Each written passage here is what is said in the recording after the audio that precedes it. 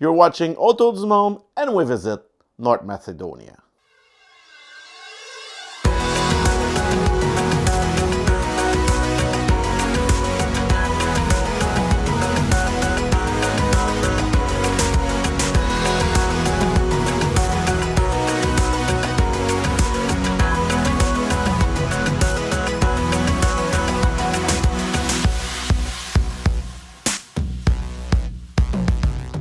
Welcome on Untitled Chapter. If you like our content, don't forget to subscribe to our channel and to like our videos.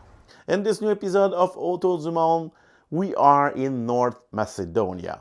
We'll visit the Monastery of St Nahum, the old city of Ohrid, the canyon of Matka, and we will go to the capital city, Skopje.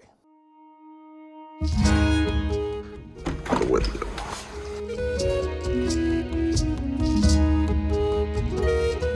Welcome to the Monastery of St Naum on the shores of Lake Ohrid in North Macedonia.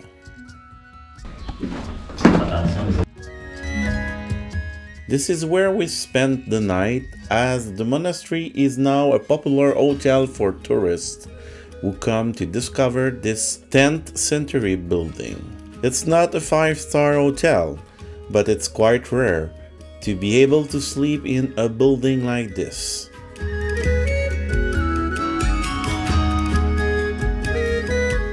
The Monastery of St Nahum is one of the most important tourist sites in North Macedonia, thanks to its enchanting setting, its history, and its architecture. The first thing that strikes you there is the typically Byzantine architecture of the monastery's central church. It is explained that the establishment was founded by St Nahum of Ohrid at the end of his life. He was buried here when he died in 910. So we are now in front of the Monastery of St Nahum. It's in front of the Lake Ohrid. It's amazing. In the 16th century, during the Ottoman occupation, numerous buildings were added, including a new church built on the foundation of the original edifice.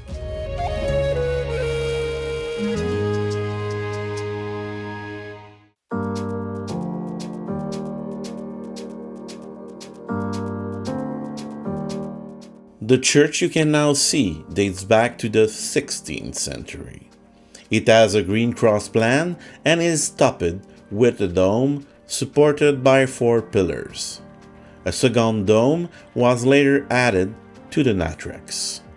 St Nahum's tomb is located in the southern part of the building.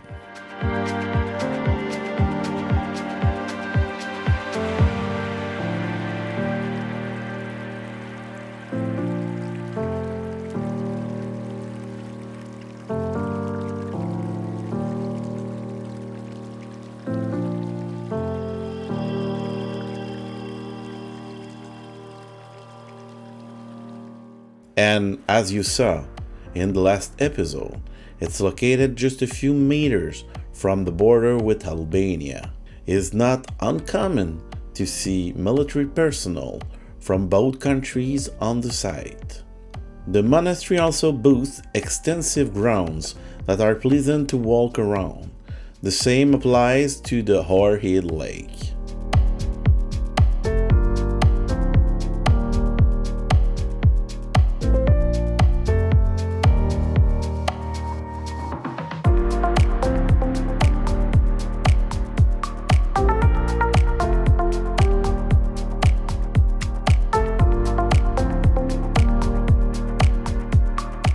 Je me suis quasiment fait attaquer. Lui, là, il est violent, là.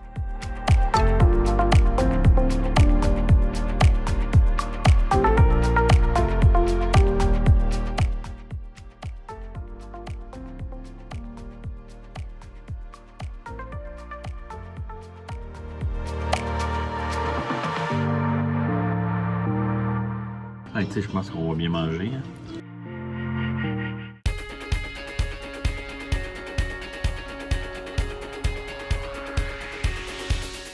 We continue our tour of North Macedonia to the town of Ohrid, some 30 kilometers further north, a journey of around 45 minutes.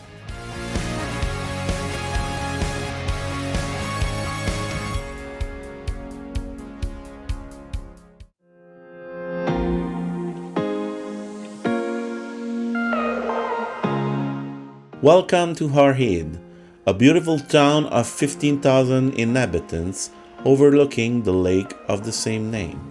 Thanks to its natural, historical, and artistic background, the town is considered the country's tourist capital. And it's easy to see why as you stroll through the streets of its historic center.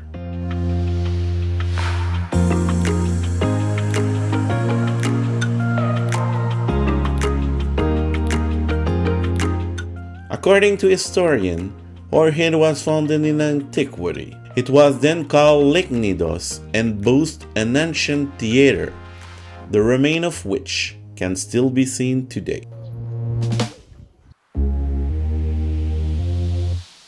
As usual, we took the opportunity to test the acoustic of the theater. Alors? Je vais vous raconter une petite blague.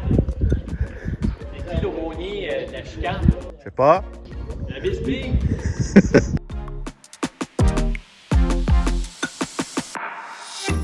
Veux-tu rentrer en dessous?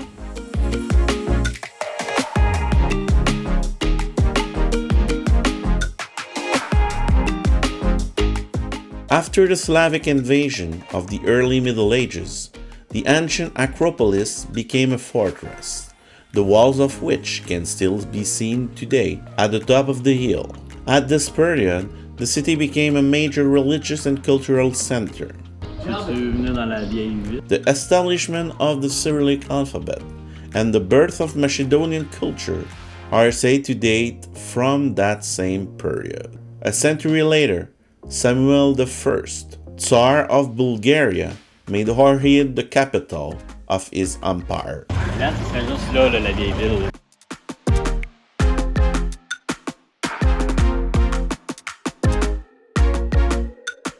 So we are in the site of Ohrid, was listed at the UNESCO. It's an amazing site. Like many Balkanic cities, Ohrid went into decline after its conquest by the Ottomans. It was not until the 20th century that the city once again became the seat of the Macedonian Autocephalous Orthodox Church. C'est ici qu'on a la meilleure vue de la ville. The 358 square kilometer lake is not only the deepest of the Balkans, but also one of the oldest in the world.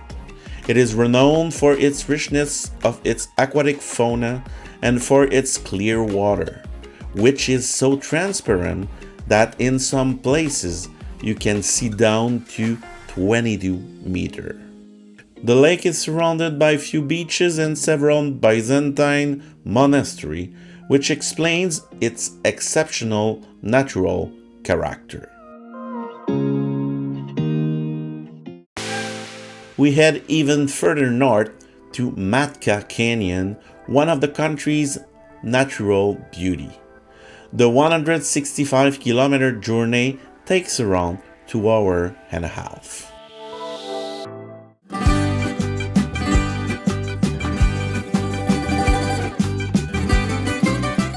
One of the highlights of our stay in North Macedonia is the Matka Canyon, a natural beauty well worth the detour. However, you have to walk a long way before you reach the dam that's holds back the river water and allows tourists. Dis bonjour à la caméra. Allô la caméra, Allô.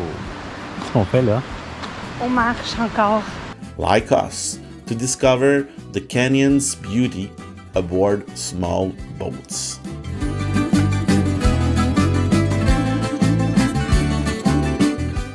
Faut croire que les chars viennent ici.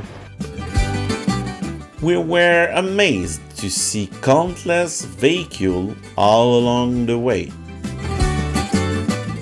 Je pense qu'on peut peut-être se rendre jusqu'ici. Puis c'est stationné là. Là, on tirait notre tête.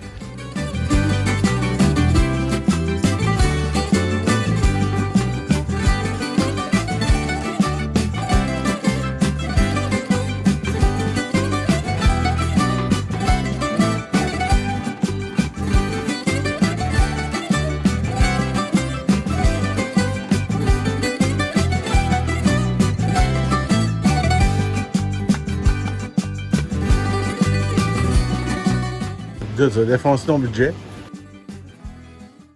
This is the Matka Canyon, now home to the artificial lake of the same name, which owes its existence to the dam upstream.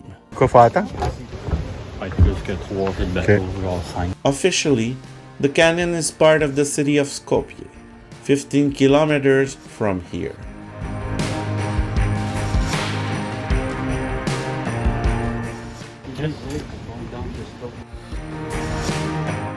Untouched by human hands, the canyon is a natural beauty, covering almost 5,000 hectares. For this reason, it is a popular tourist destination, especially with the local population, who visit year-round the place. C'est le temps de faire un autre tour du monde.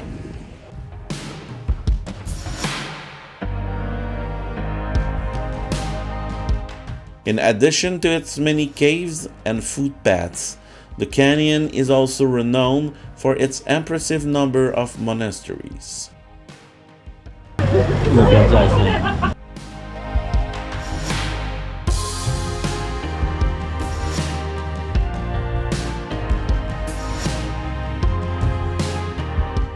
These include the Monastery of St Andrew on the water, founded in 1388, the Monastery of the Only Mother of God, also dating from the 14th century, and the Monastery of St Nicholas Sisevsky, whose date of construction is unknown, but which is first mentioned in a 17th century Ottoman work.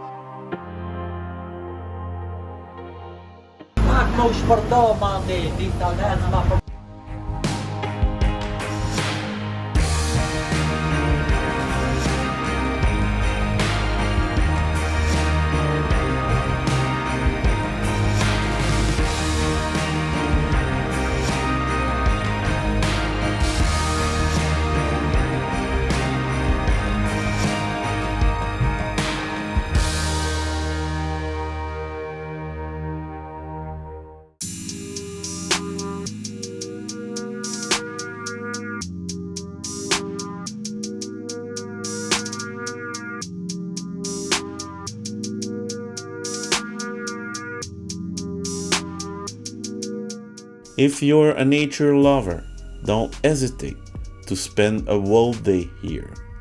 You'll love your trip.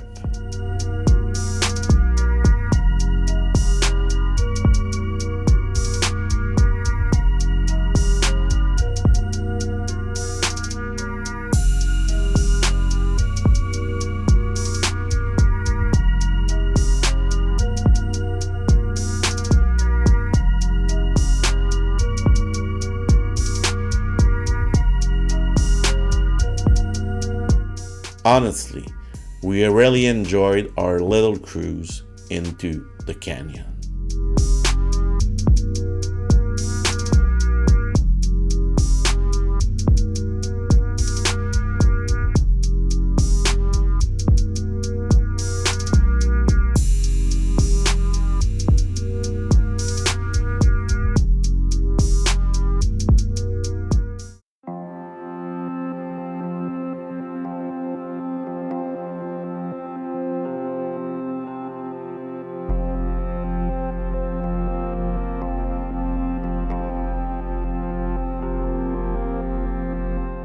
After a few hours at the canyon mat, we set off again for our final destination, the capital city of Northern Macedonia, Skopje.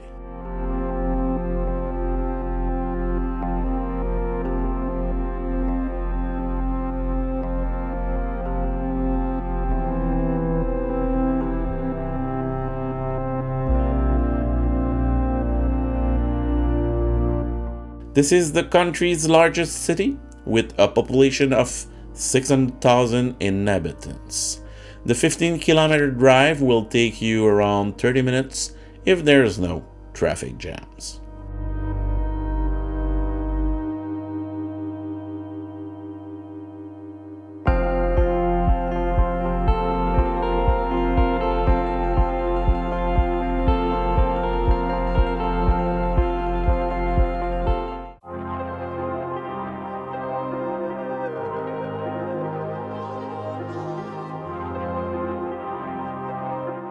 We ended our day with an excellent meal in Skopje. We highly recommend Taverna Toscana, where we enjoyed one of the best meals of our entire trip. Merci beaucoup.